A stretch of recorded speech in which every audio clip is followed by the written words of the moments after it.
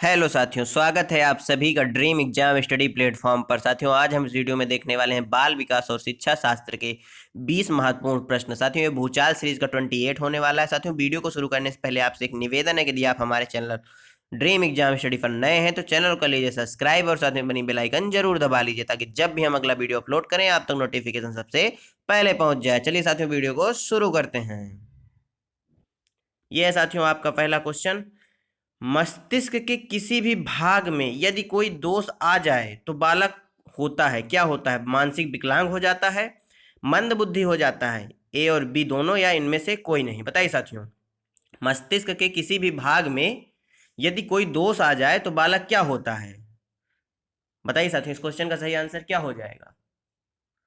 रख हौसला वो मंजर भी आएगा, प्यासे के पास चलकर समंदर भी आएगा, तू थक कर ना बैठ है मंजिल के मुसाफिर, तुझे मंजिल भी मिलेगी और मिलने का मजा भी आएगा। तो साथियों, वह बालक मानसिक विकलांग और मंदबुद्धि दोनों हो जाता है, यानी ऑप्शन सी इस क्वेश्चन का एकदम करेक्ट आंसर हो जाएगा। अगला क्वेश्चन। मनोवैज्ञानिकों के अनुसार नैतिक विकास का प्रमुख तत्व है संवेगात्मक तत्व, व्यवहारात्मक तत्व, संज्ञानात्मक तत्व, या उक्त सभी? बताइए इस क्वेश्चन का सही आंसर क्या हो जाएगा? आप सभी जानते हैं नैतिक विकास का सिद्धांत किसने दिया था? कोहल वर्ग ने दिया था। किसने साथियों? कोहल वर्ग महोदय ने दिया था। इन्होंने नैतिक विकास की 3 अवस्थाएं और इनके 6 चरण बताए थे। क्या साथियों? 3 अवस्थाएं और 6 चरण इन्होंने बताया था। इस क्वेश्चन का सही आंसर क्या हो जाएगा साथियों? उक्त सभी, यानी संवेगात्मक तत्व, व्यवहारात्मक तत्व और संज्ञानात्मक तत्व, ये सभी तत्व मनोवैज्ञानिकों के अनुसार नैतिक विकास के प्रमुख तत्व हैं, यानी ऑप्शन डी इस क्वेश्चन का एकदम करेक्ट आंसर हो जाएगा। अगला क्वेश्चन साथियों।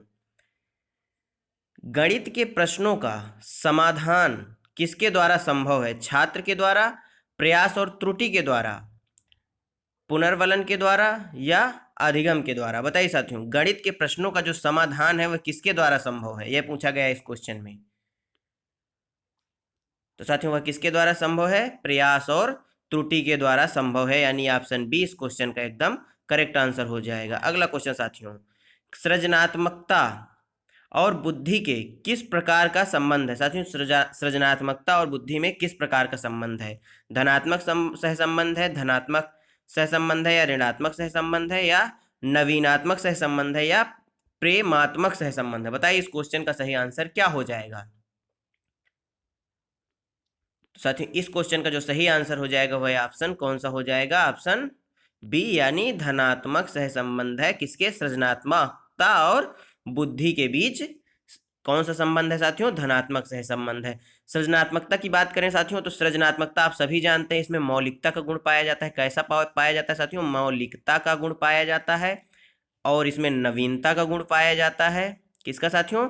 नवीनता का गुण पाया जाता है। इसमें लचीलापन होता है, लचीलापन होता है। सृजनात्मक बालक कैसे होते हैं साथियों? जिज्ञासु होते हैं। कैसे होते हैं? जिज्ञासु होते हैं। तो इस क्वेश्चन का सही आंसर धनात्मक सहसंबंध हो जाएगा। अगला क्वेश्चन साथियों। किस अवस्था में बच्चे में दोहराने की प्रवृत्ति पाई जाती है? शैशवावस्था में, बाल्यावस्था में, किशोरावस्था में, या प्रौढ़ावस्था में? शैशवावस्था साथियों कब से कब तक होती है? 0 से 5 वर्ष तक होती है। बाल्यावस्था 5 से 11 या 12 वर्ष तक। किशोरावस्था साथियों 12 वर्ष से 18 वर्ष तक होती है। और प्रौढ़ावस्था 18 वर्ष से चलती रहती है। बताइए साथियों, इस क्वेश्चन का सही आंसर क्या हो जाएगा? तो साथियों, दोहराने की प्रवृत्ति शैशवावस्था में बालक में होती है। कब? कैसे साथियों? जब बालक छोटा होता है, जब बोलना शुरू करता है तो वह एक ही चीज को कई बार बोलता है। जैसे वो माँ को पापा को बुलाता है तो पापा पापा पापा ऐसे करता रहता है। आपने काफी इस चीज को एक्सपीरियंस भी किया होगा। तो इस क्वेश्चन का सही आंसर ऑप्शन ए हो जाएगा। अगला क्वेश्चन। सांस्कृतिक एवं सामाजिक विकास को प्रभावित करने वाला कारक है? शिक्षा, धर्म, परिवार, या उक्त सभी? साथियों, सांस्कृतिक और सामाजिक विकास का सिद्धांत किसने दिया है साथियों? वाइगोत्स्की ने दिया है। किसने साथियों? वाइगोत्स्की महोदय ने दिया है।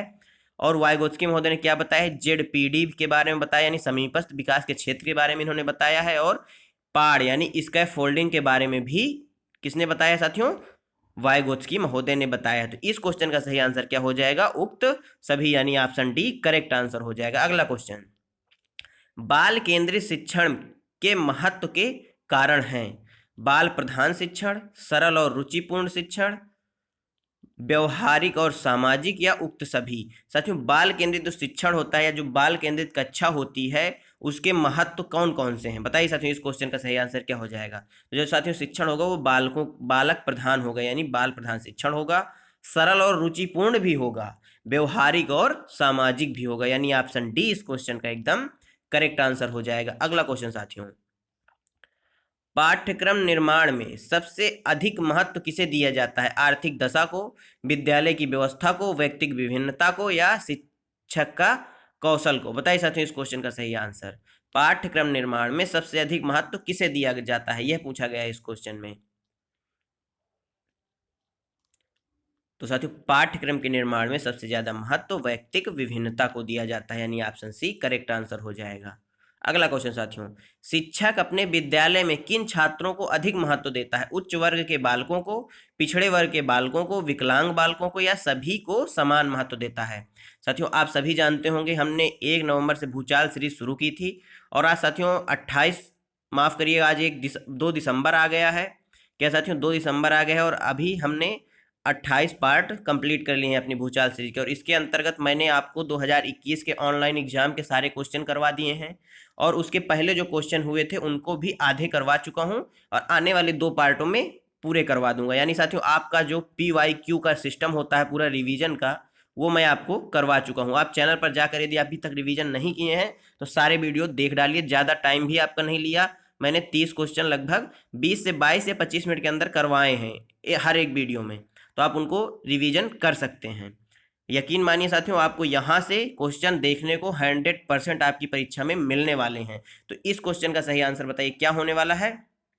तो इस क्वेश्चन का सही आंसर हो जाएगा सभी को समान महत्व दिया जाता है। अगला क्वेश्चन, शिक्षा का अधिकार अधिनियम किस पर लागू होता है? 6 से 14 वर्ष के बच्चे पर, आयु वर्ग के बच्चों पर, निःशक्त बच्चों पर, या बच्चों के नियमित उपस्थिति पर, या उक्त सभी पर? शिक्षा का अधिकार अधिनियम साथियों RTE, क्या साथियों RTE 2009 कब आया था साथियों? यह 2009 में आया था। साथियों यदि आपने RTE के बारे में अभी तक नहीं पढ़ा तो चैनल पर आप जाकर पढ़ सकते हैं, वहां पर हमने वीडियो डाल रखी है, बहुत अच्छे से चीजों को बता रखा है। इस क्वेश्चन का सही आंसर क्या हो जाएगा? ऑप्शन डी हो जाएगा, यानी उक्त सभी पर। और साथियों RTE 2009 में जो प्राइवेट विद्यालय हैं उनमें गरीब यानी EWS आर्थिक रूप से कमजोर बच्चों के लिए 25% सीटें आरक्षित की गई हैं प्राइवेट विद्यालयों में। अगला क्वेश्चन साथियों, संरचनात्मक दृष्टिकोण के अनुसार अधिगम ... है अनुभव के परिणाम के रूप में व्यवहार में एक प्रकार का होने वाला परिवर्तन या परिवर्तन की प्रक्रिया, एक सक्रिय और सामाजिक प्रक्रिया, एक निष्क्रिय एवं व्यक्तिपरक प्रक्रिया, या जानकारी के अर्जन की प्रक्रिया। साथियों संरचनात्मक दृष्टिकोण के अनुसार अधिगम की परिभाषा क्या होगी, इसमें यह पूछा गया है। बताइए इस क्वेश्चन का सही आंसर क्या हो जाएगा? तो साथियों यह एक सक्रिय और सामाजिक प्रक्रिया है संरचनात्मक दृष्टिकोण में साथियों। और यदि अधिगम की परिभाषा आपसे पूछे तो यह व्यवहार के द्वारा व्यवहार में आया स्थायी परिवर्तन अधिगम कहलाता है, अधिगम की परिभाषा हो जाएगी। परंतु यदि संरचनात्मक दृष्टिकोण से पूछे तो यह एक सक्रिय और सामाजिक प्रक्रिया होगी, यानी ऑप्शन बी करेक्ट आंसर हो जाएगा। अगला क्वेश्चन, निम्न में से कौन सा बुद्धिमान बच्चे का लक्षण नहीं है साथियों? वह जो लंबे निबंधों को बहुत जल्दी रटने की क्षमता रखता है, वह जो प्रवाहपूर्ण एवं उचित तरीके से संप्रेषण करने की क्षमता रखता है, वह जो अमूर्त रूप से सोचता है या चिंतन करता है, वह जो नए परिवेश में स्वयं को समायोजित कर लेता है। बताइए साथियों इसमें पूछा गया है कौन सा बुद्धिमान बच्चे के लक्षण नहीं है? तो साथियों क्या जो बहुत जल्दी चीजों को रट लेता है उसको आप बुद्धिमान मानेंगे? नहीं, आप उसको बुद्धिमान नहीं मानेंगे, यानी ऑप्शन ए इस क्वेश्चन का करेक्ट आंसर हो जाएगा। रटना बुद्धिमान बच्चे का लक्षण नहीं है। अगला क्वेश्चन, अधिगम के लिए निम्न में से कौन सी धारणा उपयुक्त है? योग्यता अटल है, प्रयासों से कोई फर्क नहीं पड़ता, असफलता अनियंत्रित है, या योग्यता सुधार्य है? अधिगम के लिए निम्न में से कौन सी धारणा उपयुक्त है, यह पूछा गया इस क्वेश्चन में। कौन सी धारणा उपयुक्त है साथियों? योग्यता सुधार्य है, यानी जो साथियों योग्यता है आपकी उसमें आप सुधार कर सकते हैं, परिवर्तन कर सकते हैं। इस क्वेश्चन का सही आंसर क्या हो गया साथियों? Option D. अगला क्वेश्चन, बच्चों के बौद्धिक विकास की 4 विशिष्ट अवस्थाओं की पहचान कीजिए। पहचान कीजिए, पहचान की है, यानी इसमें साथियों क्या पूछा गया है? बच्चों की बौद्धिक विकास के 4 विशिष्ट अवस्थाओं की पहचान किस मनोवैज्ञानिक ने की है? कोहल वर्ग ने, एरी एरिक्सन ने, स्किनर ने या पियाजे ने? बताइए साथियों इस क्वेश्चन का सही आंसर क्या हो जाएगा।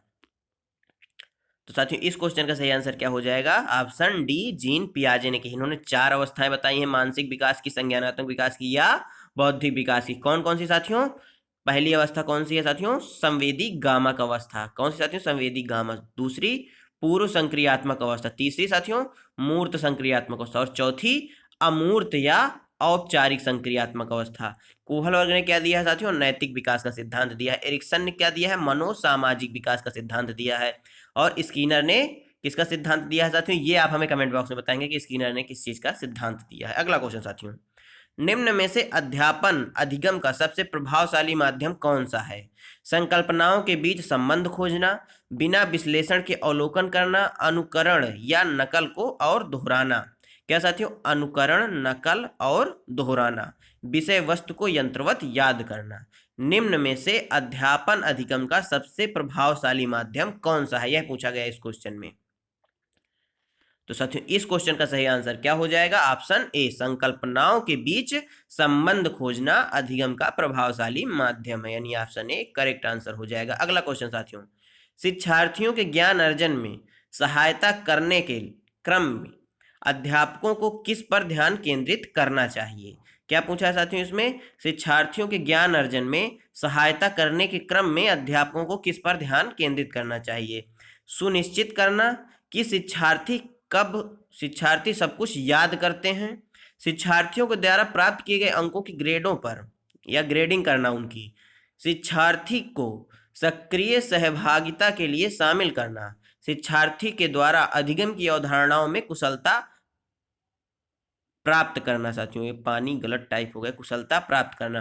बताइए ज्ञान अर्जन में सहायता करने के लिए अध्यापकों को किस पर ध्यान केंद्रित करना चाहिए? तो साथियों अध्यापकों को शिक्षार्थियों की सक्रिय सहभागिता के लिए शामिल करना चाहिए। क्या करना चाहिए? शिक्षार्थियों को सक्रिय सहभागिता में के लिए शामिल करना चाहिए। कोई भी आप चीज़ों को आप पढ़ा रहे हैं या तो किसी भी चीज पर प्रयोग कर रहे हैं तो शिक्षार्थियों को उसमें सक्रिय सहभागिता होनी चाहिए, यानी ऑप्शन सी इस क्वेश्चन का करेक्ट आंसर हो जाएगा। अगला क्वेश्चन साथियों, अधिगम अनुभवों को, क्या साथियों? अधिगम अनुभवों को इस प्रकार से आयोजित किया जाना चाहिए जिससे अधिगम को सार्थक बनाया जा सके। नीचे दिए गए अधिगम अनुभवों में से कौन सा बच्चों के लिए सार्थक अधिगम को सुगम नहीं बनाता साथियों? विषय वस्तु की केवल याद करने के आधार पर पुनरावृत्ति, विषय वस्तु पर प्रश्न बनाना, प्रकरण पर परिचर्चा और वाद विवाद, प्रकरण पर प्रस्तुतिकरण। बताइए इस क्वेश्चन का सही आंसर क्या हो जाएगा? तो साथियों इस क्वेश्चन का सही आंसर क्या हो जाएगा? ऑप्शन ए, विषय वस्तु की केवल याद करने के आधार पर पुनरावृत्ति सुगम अधिगम को, सार्थक अधिगम को सुगम नहीं बनाता, यानी ऑप्शन ए करेक्ट आंसर हो जाएगा। अगला क्वेश्चन साथियों, आर्जो तर्क देता है। साथियों आर्जो एक विद्यार्थी जो तर्क देता है कि किसी भाषा विकास व्यक्ति की नैसर्गिक, क्या साथियों? नैसर्गिक प्रवृत्ति से प्रभावित होता है, जबकि सोनाली महसूस करती है कि यह परिवेश से प्रभावित होता है। आर्जो और सोनाली के बीच यह चर्चा किस विषय पर है?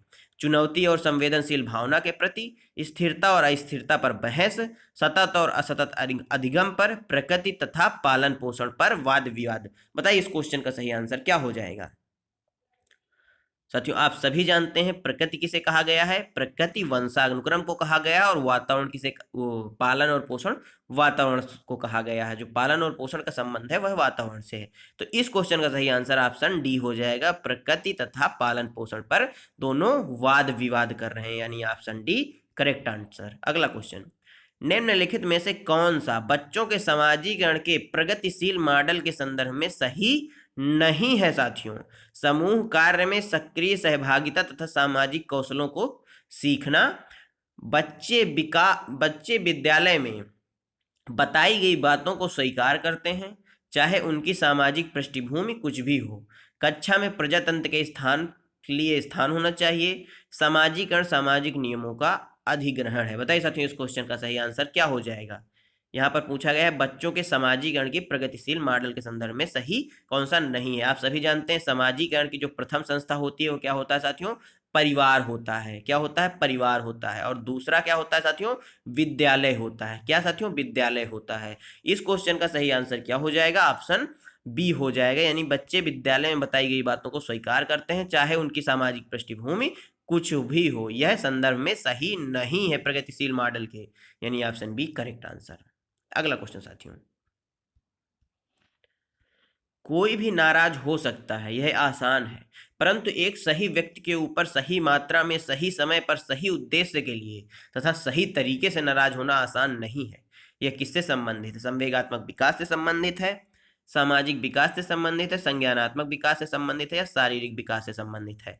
साथियों, शारीरिक विकास की बात की जाए तो जो शरीर में परिवर्तन, किसी भी बालक के शरीर में लंबाई, चौड़ाई, मोटाई, ऊंचाई में जो परिवर्तन देखने को मिलते हैं वे शारीरिक विकास कहलाते हैं। क्या साथियों? शारीरिक विकास कहलाते हैं। संज्ञानात्मक विकास कौन से होते हैं साथियों? जो मानसिक रूप से परिवर्तन आते हैं वह संज्ञानात्मक विकास कहलाते हैं। और संवेगात्मक विकास साथियों, संवेग कितने प्रकार के बताए हैं किसने साथियों? 4 प्रकार के संवेग किसने बताए हैं? व्रजेज महोदय ने बताए हैं। किसने साथियों? व्रजेज महोदय ने बताए हैं 4 प्रकार के संवेग। इस क्वेश्चन का सही आंसर क्या हो जाएगा? ऑप्शन ए हो जाएगा, संवेगात्मक विकास। क्या हो जाएगा साथियों? संवेगात्मक विकास, यानी ऑप्शन ए करेक्ट आंसर। अगला क्वेश्चन साथियों, आज के वीडियो में यहीं तक। आज के 20 क्वेश्चन आपको कैसे लगे हमें कमेंट बॉक्स में जरूर बताइएगा। 20 में से आपने कितने सही किए ये भी आप हमें कमेंट बॉक्स में बताइएगा। वीडियो को लाइक करिएगा, यदि आपने अभी तक चैनल को सब्सक्राइब नहीं किया तो चैनल को कर लीजिए सब्सक्राइब। मिलते हैं साथियों आपसे अगले वीडियो में, तब तक के लिए जय हिंद, जय भारत। अपना और अपनों का ख्याल रखिए, सभी का सम्मान करिए।